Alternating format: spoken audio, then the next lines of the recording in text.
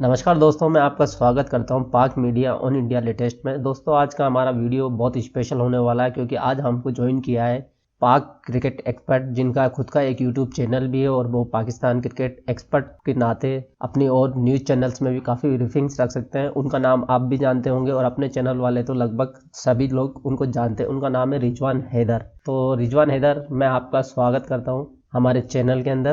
के काफ़ी ज़्यादा दोस्त हैं इंडिया में के जो रिव्यूज़ भी लेना चाहते हैं और बात भी करना चाहते हैं। आई रियली अप्रिशिएट, बड़े अच्छे अच्छे मैसेजेस उनके आते हैं।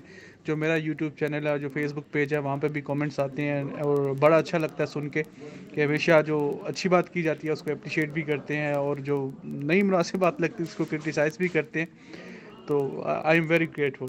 तो रिजवान भाई, मेरा आपसे दो क्वेश्चन है। ये दो क्वेश्चन हमारे दोस्तों के पूछे गए हुए हैं। उन्हीं उन्हीं उन्हीं के द्वारा हमारे चैनल में काफ़ी लोग क्वेश्चन करते हैं आपके लिए। तो मैं आज वही क्वेश्चन आपसे पूछना चाहता हूँ जो उनके लेटेस्ट क्वेश्चन है। पहला क्वेश्चन मेरा यह है कि जो अभी इंडिया की टीम ने न्यूजीलैंड में 4-0 से मैच न्यूजीलैंड को हराया, तो आपको क्या लगता है कि ये जो टीम है, जो 11 अभी खेल रही है, क्या ये वर्ल्ड कप जीतने में सक्षम है या भारतीय टीम को कुछ चेंजेस करने की ज़रूरत है? और दूसरा क्वेश्चन मेरा यह है कि जिस जिस तरीके से भारतीय टीम चौथे मैच के अंदर ढह गई थी ताश के पत्तों की तरह, तो उस पे भी आप अपनी टिप्पणी रख दीजिए।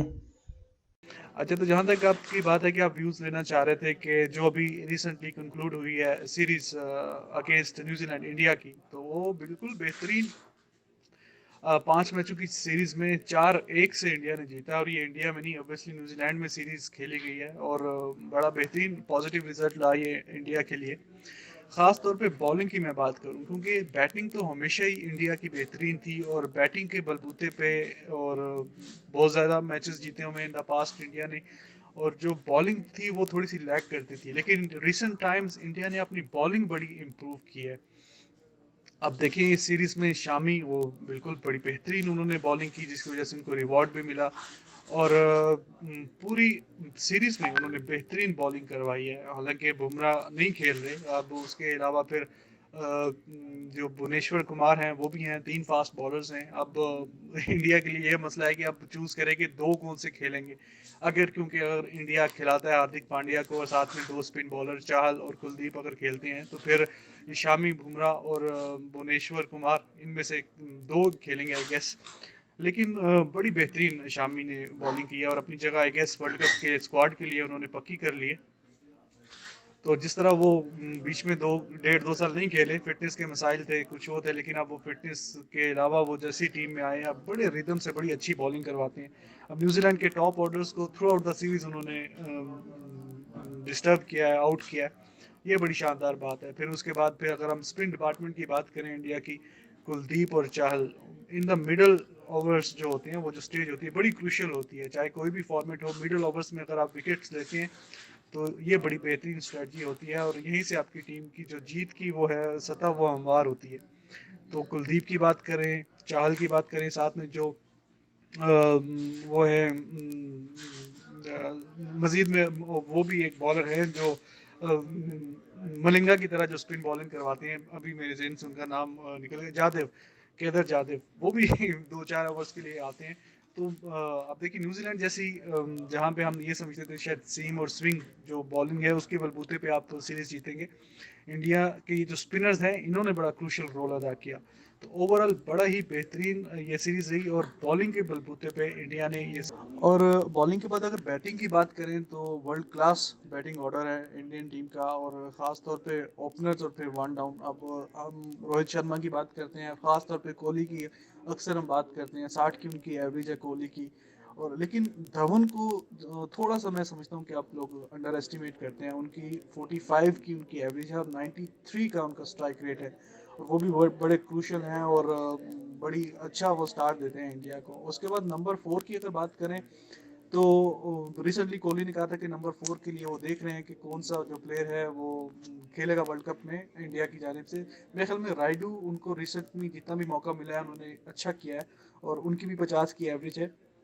अब देखें, चौथे 5वें मैच की बात करें, चौथे में वो भी खैर नहीं चल सके थे, 5वें मैच की अगर हम बात करें तो जैसे इंडिया की 4 जल्दी विकेटें गिर गई थी, तो राइडू ने बड़ा अच्छा संभल के खेला और बड़ा अच्छा स्टार्ट दिया और मेरे ख्याल में वो भी ठीक है इंडिया के लिए नंबर 4 पे। और 5वें नंबर पे फिर कोहली हैं, फिर उसके बाद केदार यादव, और फिर आगे पांड्या को मैं समझता हूँ इस टीम का हिस्सा होना चाहिए। वो जो भी अभी रिसेंट कंट्रोवर्सी हुई है उनकी इंडिया में, लेकिन उसके बाद अब उसको भूल जाना चाहिए। जो भी उनको उन्होंने माजरत भी कर ली, अपोलोजाइज भी कर लिया, लेकिन उससे बेहतर फास्ट बॉलिंग ऑलराउंडर मेरे ख्याल में इंडिया के पास नहीं है। और जो बैटिंग में वो स्ट्रेंथ प्रोवाइड करते हैं इंडिया को, और बीच में एक दो विकेट्स भी वो ले लेते हैं पांड्या, तो वो काफ़ी क्रूशल है, उनको टीम में होना चाहिए। और उनका अल्टरनेटिव जो यंग एक और ऑलराउंडर जो मैंने अभी देखा था, 5वें मैच में बड़ी अच्छी बैटिंग की और बड़े अच्छे टच में नजर आए, और विजय शंकर वो भी अच्छे हैं। तो ये दोनों ऑलराउंडर आई गेस इंडिया के साथ जाने चाहिए वर्ल्ड कप के लिए। फिर उसके बाद फिर बाकी जो है वो 4 बॉलर्स, जिसमें कुलदीप हैं और चाहल हैं, और इन्होंने इंग्लैंड हो, ऑस्ट्रेलिया हो, न्यूजीलैंड हो, जहां हम ये कंसिडर करते हैं कि शायद फास्ट बॉलर्स मैच जितवाते हैं, उन विकेट्स पे इन्होंने इंडिया के लिए अच्छा किया हुआ है, तो ये तो खेलेंगे ही। फिर उसके बाद फिर 2 स्पेशलिस्ट फास्ट बॉलर्स, वो बुमराह होंगे, और फिर या शामी होंगे और या भुवनेश्वर कुमार। तो ओवरऑल बड़ी अच्छी टीम है इंडिया का, बैलेंस बड़ा अच्छा इन्होंने परफॉर्म किया है रिसेंट टाइम्स में। और अभी मैं बल्कि अभी स्टेटमेंट पढ़ा था, तेंदुलकर ने बोला कि ये बिल्कुल फेवरेट हैं इंडिया वर्ल्ड कप के लिए, और ड्रेविड ने भी शायद ऐसी बात की है। तो बात बिल्कुल ठीक है। रिसेंट पास में जो इनकी परफॉर्मेंस रही, इन्होंने साउथ अफ्रीका में वनडे सीरीज जीती 5-1 से, फिर क्लोज रहे इंग्लैंड में 2-1 से हारे, फिर एशिया कप जीता कोहली की गैर मौजूदगी में, और उसके बाद फिर अभी ऑस्ट्रेलिया और न्यूजीलैंड की भी सीरीज जीती, अवे सीरीज। तो बड़ी बेहतरीन फॉर्म है इनकी। और अगर चौथे मैच की हम बात करें, जैसा कि आप अभी बात कर रहे थे, पूछ रहे थे मुझसे कि चौथे मैच में क्या हुआ इंडिया के साथ। रिजवान भाई, एक सवाल और मैं पूछना चाहता हूँ, क्या विराट कोहली को रेस्ट करना ठीक था या फिर उसे कंटिन्यू रहना चाहिए था? और जो आपने इंटरेस्टिंग सवाल पूछा है कि कोहली ने क्यों रेस्ट लिया, तो कोहली का रेस्ट बनता भी है।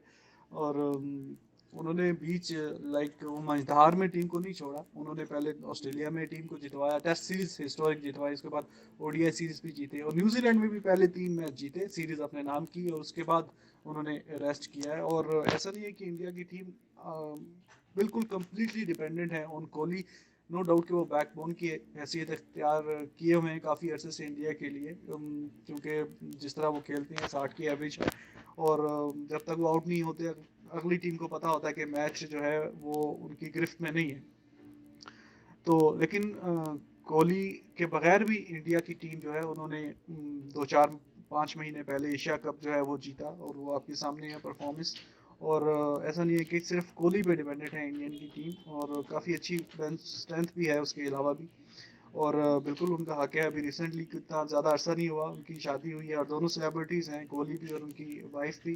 तो जब थोड़ा सा सीरीज़ वो जीत जाते हैं, या थोड़ी सी कमज़ोर ओपोनेंट होती है, या क्योंकि इंसान को फिजिकल फिटनेस भी थोड़ी चाहिए होती है अब मैचेस के लिए, खेल खेल के थोड़ा सा आगे बड़ा वर्ल्ड कप आ रहा है, बड़ा टूर्नामेंट आ रहा है, तो उससे बेहतर है कि थोड़ा सा अगर वो रेस्ट लेना चाहते हैं तो मेंटली भी फिजिकली भी वो ज़रा रिलैक्स हो जाए, तो इसमें कोई इशू नहीं है।